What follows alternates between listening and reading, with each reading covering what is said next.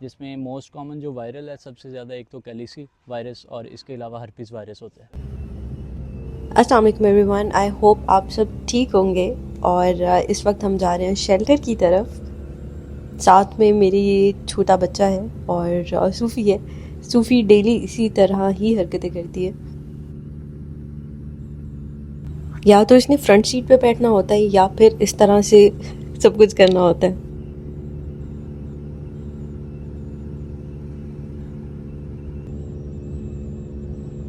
सूफ़ी और नूर दोनों को फ़्लू हुआ है और आज मैं थोड़ा सा कैट की फ़्लू के बारे में भी बात करेंगे। हम वेट से भी पूछेंगे और किस तरह से हम इसको प्रिवेंट कर सकते हैं, और अगर हो जाए तो क्या ट्रीटमेंट्स हैं जो हम कर सकते हैं। इसकी आंखें भी हम वहीं जाके साफ़ कराएंगे। अभी शेल्टर पे आके मैंने अपना बैकपैक और ये स्टोल लगाया और इन मैडम ने वो गिरा दिया। आज अच्छी खासी धूप है शेल्टर पे और कुछ कैट्स को फ्लू है, तो मैं नेबुलाइजेशन का भी जो मेथड है वो भी दिखाऊंगी और हम वेट से भी पूछेंगे कि जो फ्लू होता है वो किस किस वजह से होता है। थोड़ा सा बता दें कि कैट्स में किन किन वजह से फ्लू होता है। जी, कैट्स में मोस्ट कॉमन डिजीज़ हैं, वायरल्स हैं, कुछ बैक्टीरियल्स हैं जो रेस्पिरेटरी इश्यूज़ करवाती हैं। जिसमें मोस्ट कॉमन जो वायरल है सबसे ज़्यादा एक तो कैलिसी वायरस और इसके अलावा हर्पीस वायरस होता है। ये रेस्पिरेटरी साइंस के साथ साथ जो आइज़ को भी इफ़ेक्ट कर रहा होता है, और इसके साथ साथ जो कैलिसी है उसमें माउथ में अल्सर्स भी बन रहे होते हैं। और इसके अलावा क्लेमिडियोसिस होता है, बैक्टीरियल डिजीज़ है, वो बड़ी कॉमन है इसमें कैट्स में। उसमें भी आइज़ इफ़ेक्ट हो रही होती हैं और साथ में रेस्पिरेटरी साइंस आ रहे होते हैं। और इनको हम प्रिवेंट कैसे कर सकते हैं? जी, प्रिवेंशन के लिए एक तो कैलिसी जो और हर्पीस, इनकी तो वैक्सीन आती है जो हम वैक्सीन्स हैं वो ऑलमोस्ट 2 मंथ्स ऑफ एज पे हम कैट्स की जो वैक्सीन स्टार्ट करते हैं। उसमें कैलिसी और हर्पीस जो मेन वैक्सीन्स हैं बायोफेल पीसीएच के नाम से आती है फॉर एग्जांपल, तो उसमें कैलिसी और हर्पीस दोनों उसकी वैक्सीन्स कवर हो जाती हैं। और बैक्टीरियल्स के लिए उनकी सैनिटेशन प्रॉपर और बाकी कैट्स से प्रिवेंशन और इनको रखना पड़ता है, लेकिन बैक्टीरियल इतने ज़्यादा वो इनके लिए फेटल नहीं होती, तो बैक्टीरियल को हम प्रिवेंट कर सकते हैं। फॉर एग्जांपल डॉक्सीसाइक्लिन का हम कोर्स करके क्लेमिडियोसिस को प्रिवेंट कर सकते हैं। अगर मैं कैट के वायरसेस को रेट करूँ तो सबसे जो लीथल वायरसेस है वो है पैनलुकीपिनिया, उसके बाद आता है कैलिसी एंड देन आता है हर्पीस। मोस्टली जो कैट्स होती हैं जो हम बाहर भी देखते हैं उन वो हर्पीस से ज़्यादा उनका होता है, और ये काफ़ी इजीली है जो ठीक हो सकता है। आप एंटीबायोटिक का कोर्स चलाएं तो बहुत इजीली ठीक हो सकता है। अब कैल्सी और हर्पीस में आप डिफरेंस कैसे देते हो कि जो कैल्सी वाली कैट होती है उसके जो टंग होती है उसके ऊपर अल्सर्स होते हैं। मैं साथ में कोई पिक्चर भी अभी ऐड कर दूंगी जिससे आपको थोड़ा सा आइडिया हो जाएगा। और वो कैट जो होती है वो ड्रूल कर रही होती है, मतलब उसका थूक निकल रहा होता है। और साथ में इसी तरह ही नॉर्मल जो फ्लू होता है, आंखें भरी होती हैं, ये सारा सीन होता है। कैल्सी के केस के ऊपर तो आपको वेट के पास लेके ही जाना पड़ता है। हर्पीस के केस में ये हो सकता है कि अगर तो माइल्ड है, कैट खाना पीना नहीं छोड़ रही है, तो आप उसका सपोर्टिव ट्रीटमेंट करते हो तो वो ठीक हो जाती है। ये दो मेडिसिन है जो हम यूज़ करते हैं इनकी नेबुलाइजेशन के लिए, और वो किस तरह करते हैं I will tell you in a while. और ये बहुत अच्छे रिजल्ट्स आते हैं नेबुलाइज के इन दोनों के साथ। दूसरा, जब आपकी कैट्स को फ्लू हो तो हम उनको क्या दे सकते हैं। फ्लू में बेसिकली मसला ये होता है कि जब आपकी कैट को फ्लू होता है सॉरी, तो कैट स्मेल नहीं कर पाती है। जब वो स्मेल नहीं कर पाती है तो वो कम खाती है, तो हमें कुछ उसको ऐसा देना पड़ेगा जिससे वो सही से स्मेल कर पाए और उसको खा पाए। उसके लिए जो ऑप्शंस मैं सिलेक्ट करती हूँ जिनकी थोड़ी स्ट्रॉन्ग स्मेल होती है, उनमें ये आते हैं हार्ट्स। आप हार्ट्स दे सकते हो। हार्ट्स आप एक कैट को डेली के 6 to 7 हार्ट्स डेली दे सकते हैं। ये मैं वैसे लेके आई हुई थी। ये नेक कीमा है, इसके अंदर बोन्स नहीं होती है, सिर्फ जो नेक के ऊपर वाला वो होता है, बिल्कुल भी बोन नहीं होती है। ये भी आप कैट्स को दे सकते हो, पर इतना ज़्यादा पसंद नहीं करती हैं ये। दूसरा है ये कलेजी, चिकन लिवर। इसको सिर्फ आप हफ्ते में 2 दफ़ा दे सकते हो, वो भी इतना ज़्यादा नहीं देना, नॉर्मल सा देना है। उसके अलावा जो मैं पर्सनली खुद जब कैट्स को फ्लू हुआ होता है और जो वो देती हूँ वो है फ़िश, बॉयल करके फ़िश, बिकॉज़ इसकी जो स्मेल होती है वो बहुत ज़्यादा स्ट्रॉन्ग होती है। तो अगर उनको फ्लू भी लगा होता है तो तब भी वो खा लेती हैं।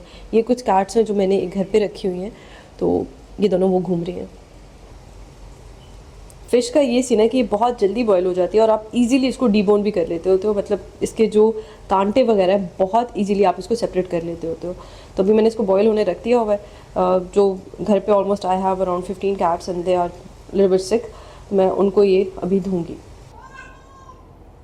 इसको फ़िश बहुत ज़्यादा पसंद है। ये जैक है, जैक का मैंने आपको पहले भी बताया था इफ़ यू रिमेंबर कि इसकी एक जो किडनी है वो स्वोलन है, उसमें सिस्ट है और एक ही किडनी इसकी सही से काम करती है। ये वो एक हर्निया वाली कैट है जिसके ऑनर्स ने इसको अबैंडन कर दिया था और ये इतनी लवी डवी है, इतनी लवी डवी है। पीछे बेलू है, बेलू को शेल्टर पे शिफ्ट किया था बट वहाँ पे भी जाके और वीक होने लग पड़ा, तो फिर मुझे इसको दोबारा यहाँ पे शिफ्ट करना पड़ा।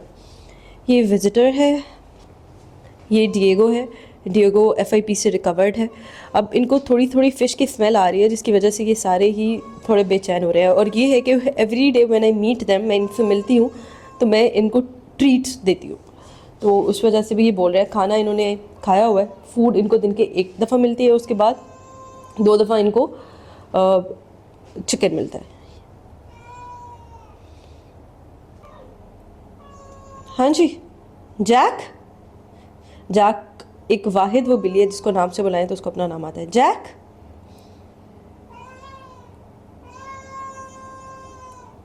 क्या कह रहे हो उसको? इसको न्यूरो साइंस भी आता है, सही से चल नहीं पाता। ये भी छोटा सा बच्चा था तब से मेरे पास है और ये भी माशाल्लाह इसकी इम्यूनिटी भी अच्छी है। फ़िश का सबसे बड़ा बेनिफिट ये है कि ये बहुत जल्दी बॉयल हो जाती है और ये इसकी स्मेल भी अच्छी होती है और बहुत ज़्यादा न्यूट्रिएंट्स होते हैं इसके अंदर प्लेन बॉयल में। और ईजीएस्ट ये है कि आपने इसको बॉयल करने के बाद बस ऐसे ऐसे करना है तो इसके जो कांटे हैं वो अलहदा हो जाएंगे। We'll see now.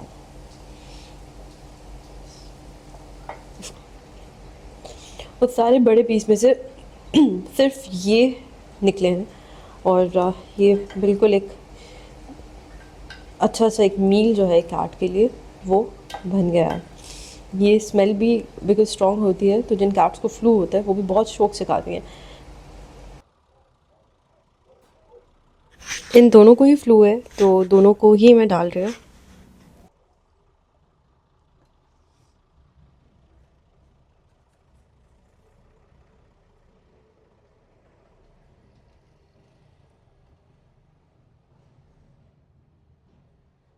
और फ़िश की जो स्मेल होती है वो स्ट्रॉन्ग होती है, तो डिस्पाइट ऑफ द फ्लू इन दोनों को वो अच्छी लगेगी।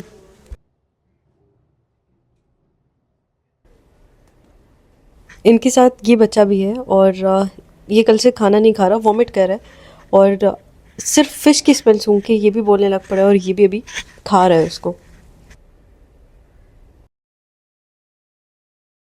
कैट्स को नेबुलाइज करने के लिए हमें ये चीज़ें चाहिए जिनमें एटम है, क्लेनल है, ये दोनों मेडिसिन चाहिए, उसके बाद NS चाहिए, नॉर्मल सेलाइन और एक रैपिंग शीट चाहिए और ऑब्वियसली एक नेबुलाइजर। इसके ऊपर पूरा इस तरह फिल्म को चढ़ाना है, ऊपर करें गिर जाएगा आराम से।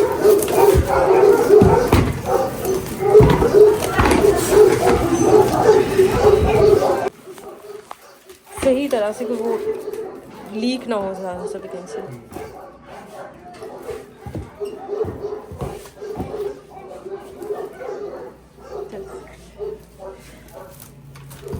पीछे से भी इसको ठीक है।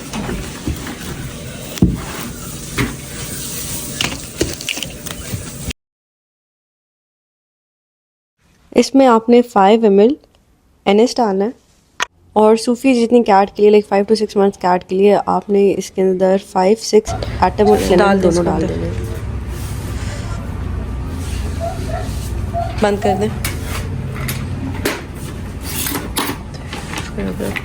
पीछे से इसको ऑन करना है आप।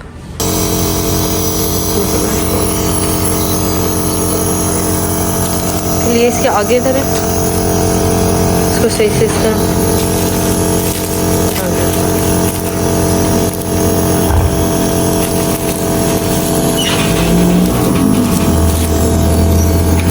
एक और दफ़ा इसको कवर कर दें।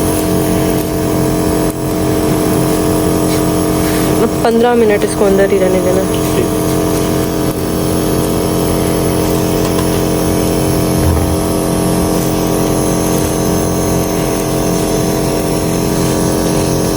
सही से।